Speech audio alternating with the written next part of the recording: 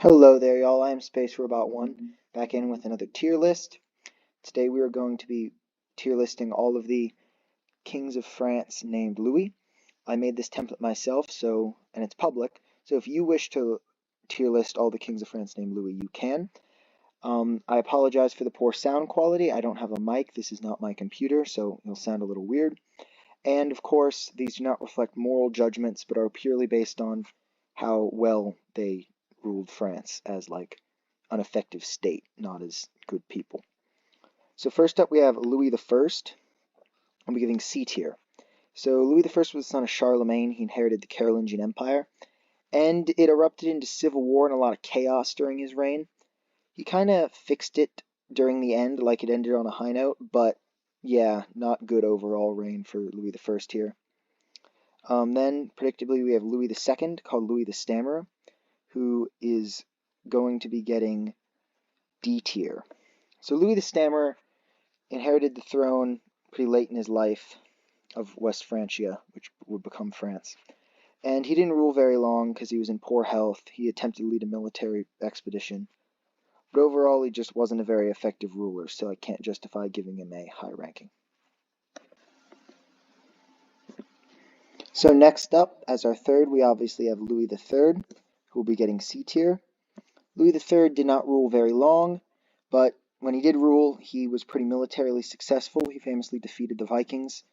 Wasn't like a good, well, he was an okay ruler. He wasn't like too good or great, so he's not getting high tier, but given the time he was on the throne, he made okay decisions. Then we're going to be ranking Louis IV, called Louis Transmarius, across the sea because he was from England, and he will be getting C tier.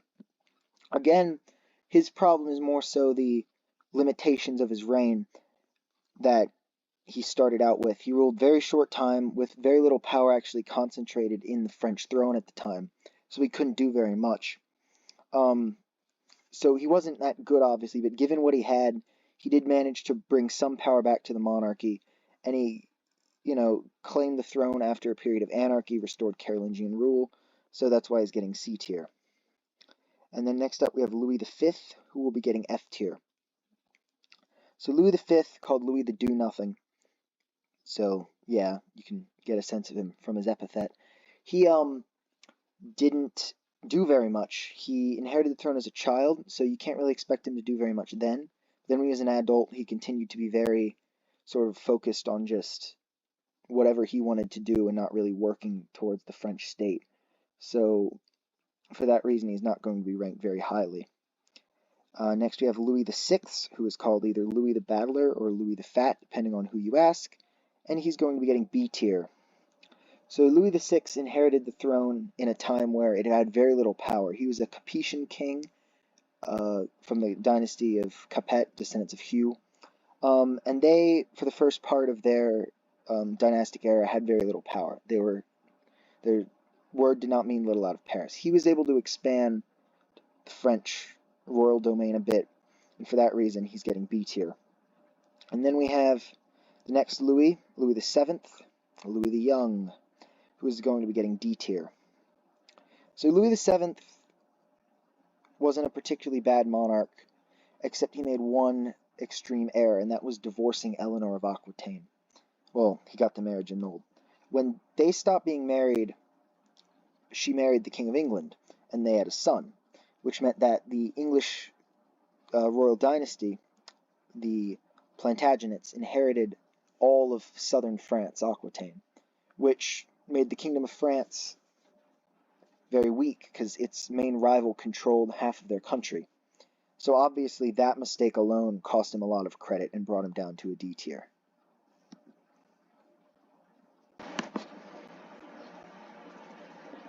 So now, after the problems created by Louis VII, we have Louis VIII, who tried to respond to England in a very violent sort of way.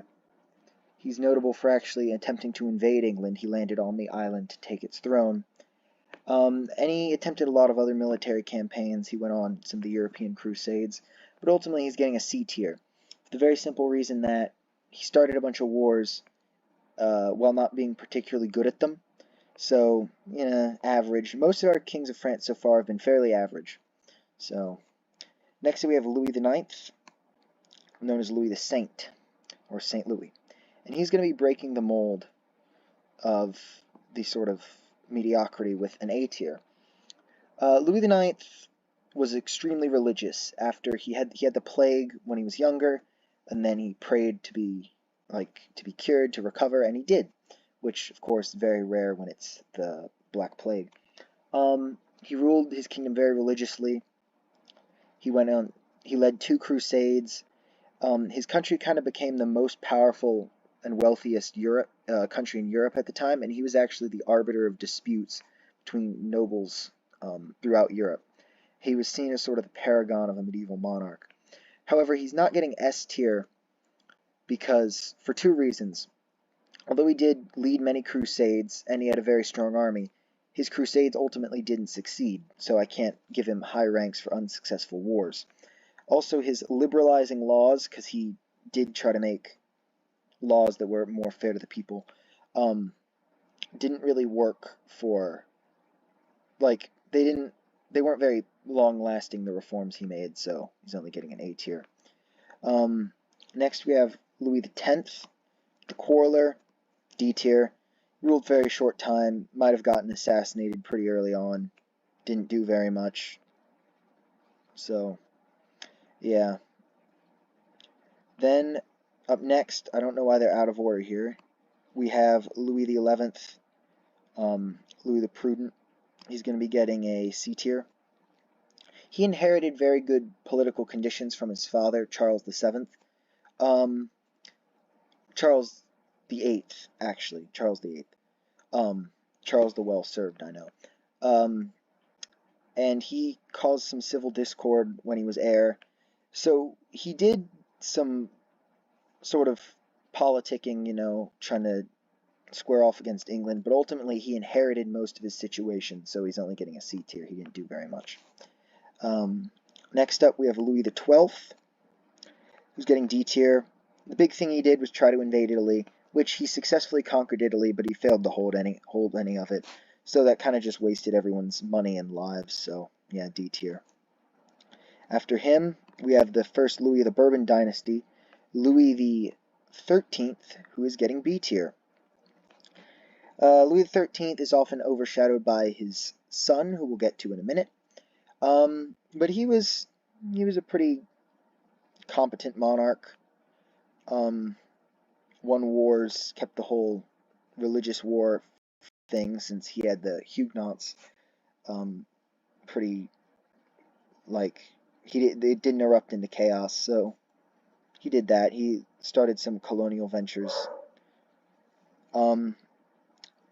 So he's getting a B tier. So now we come to a very well-known monarch, the Sun King himself, Louis XIV, who will predictably be getting S tier. So yeah, he led France into its golden age, came to the throne at the age of 4, ruled for a very long time, longer than Elizabeth II. He has the record for longest reigning sovereign monarch. Made France an extremely powerful empire, overseas colonies, overseas presence, projected power very far, big patron of the arts and architecture, built the Palace of Versailles. Overall, just very, he was a big absolutist, centralized his power. Very representative of the era in which he lived, this sort of age of absolutism. I am the state, which he probably didn't actually say, but it sums up his reign very well. So he's going to be getting S tier. This is, again, a good time to remind everyone these are not moral rankings. I'm not endorsing a lot of the things these guys have done, especially what Louis XIV did, were morally abhorrent, but this is just based on how powerful France was due to the actions of these monarchs. So then we have to rank Louis XV. He's getting D tier. He was Louis XIV's, if I could just place this, there we go. He was Louis XIV's great-grandson, because Louis XIV outlived his son and grandson, the 2 Dauphins. I'm having trouble with that word. You can tell I don't speak French. and he inherited most of his situation, and he ultimately led France towards ruin with the revolution. Well, not ruin because they got rid of their monarch, but chaos. So that overall, he didn't do very well at the whole being king thing, so he's there. But he did better than his heir, Louis XVI, who will be getting F tier for reasons we all know well. The revolution happened under him. He didn't really do anything to prevent it. France, his whole dynasty was overthrown. The monarchy was overthrown, so he can't really be given a high tier for his performance.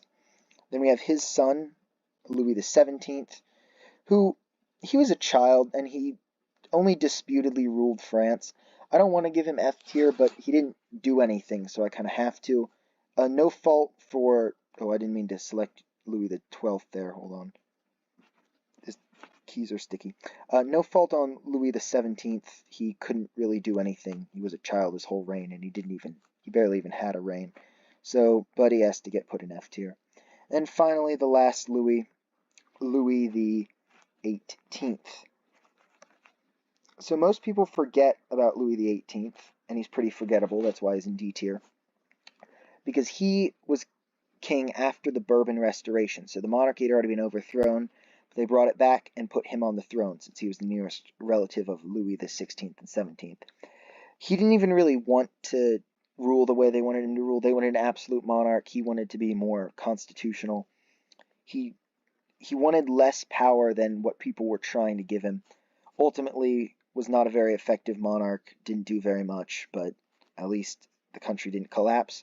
However, under his brother and heir, Charles X, the Bourbon dynasty would end and cease to rule France. Well, not end, it still rules in Spain, but the French line would cease to rule anything.